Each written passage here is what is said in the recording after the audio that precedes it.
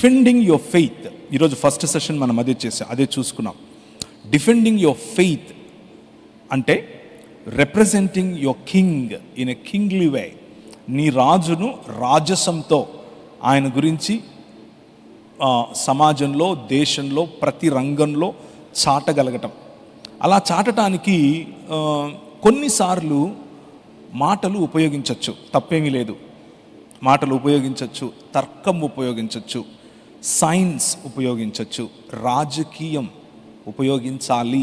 ఇంతవరకు ఇంకా ఉపయోగించే వారి యొక్క భారతదేశంలో అంత ప్రభావవంతమైనటువంటి వ్యక్తి ఇంకా రావాలి. ఏ రంగము కూడా క్రైస్తవ భావజాలానికి అతీతమైందేమీ కాదు. ప్రతి రంగంలో కూడా క్రైస్తవ భావజాలాన్ని గట్టిగా, ముఖ్యంగా దేవుని రాజ్య భావజాలాన్ని గట్టిగా, పదిలంగా ప్రజల ముందుకు తీసుకుని వెళ్ళే వ్యక్తులు కావాలి. మీలో నుంచే కొందరు లేవాలి.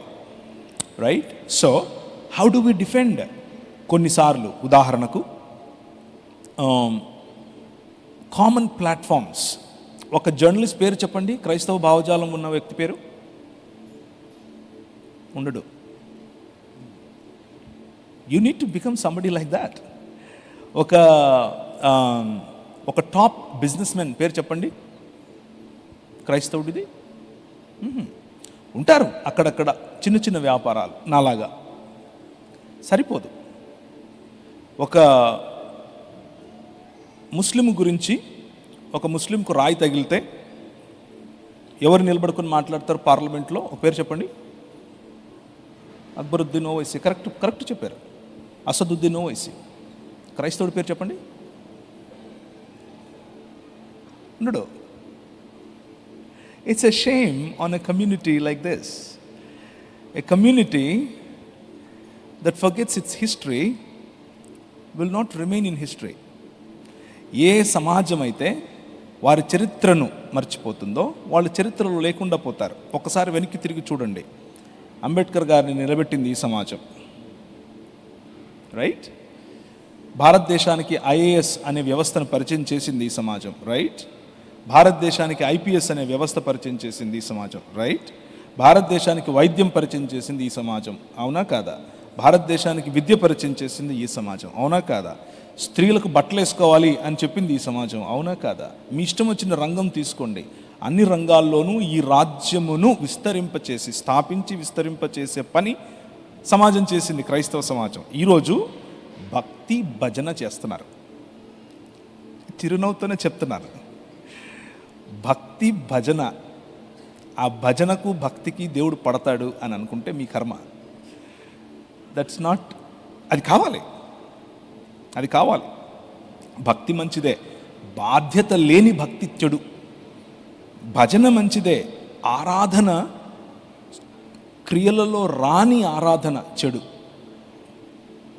మతం మంచిదే. క్రీస్తు రాజుగా లేని మతం చెడు. ఈ మూడు, బాధ్యత లేని భక్తి, మతతత్వం, దీన్ని వదిలేసి ఎక్కడికో వెళ్ళాలి అన్న ఆత్రంలో నీ సమాజాన్ని మర్చిపోవటం. దీని కారణంగా క్రైస్తవ సమాజం సరిగ్గా క్రీస్తు యొక్క రాజ్యాన్ని, క్రీస్తు రాజు అని, ఆయన దేవుడు అని రిప్రజెంట్ చేయలేకపోతుంది. అన్ని రంగాల్లో మైక్ పట్టుకొని అరవటమే రిప్రజెంటేషన్ అని అనుకుంటున్నారు. గట్టిగా మాట్లాడటం రిప్రజెంటేషన్ అనుకుంటున్నారు. కొట్లాడటం నో, అవి కాదు మన క్రియలు. New creation. మనం ఒక నూతన సృష్టి అనే ప్రాజెక్ట్స్ తలపెట్టాలి. ఆ ప్రాజెక్ట్స్ ద్వారా క్రీస్తు రాజ్యాన్ని పరిచయం చేయొచ్చు. మన పెద్దలు అదే చేశారు. మన పెద్దలు ఓన్లీ మైకులు పట్టుకొని వాగలేదు. They showed it in their works. That's how you defend your faith. That's how you carry your faith forward. Only మాటలు, it will kill a society like this. ఇలాంటి సమాజాన్ని ఒకానొక రోజు పేపర్లలో విజయవాడలో కూడా క్రైస్తవులు ఉండేవారట అని రాస్తారు.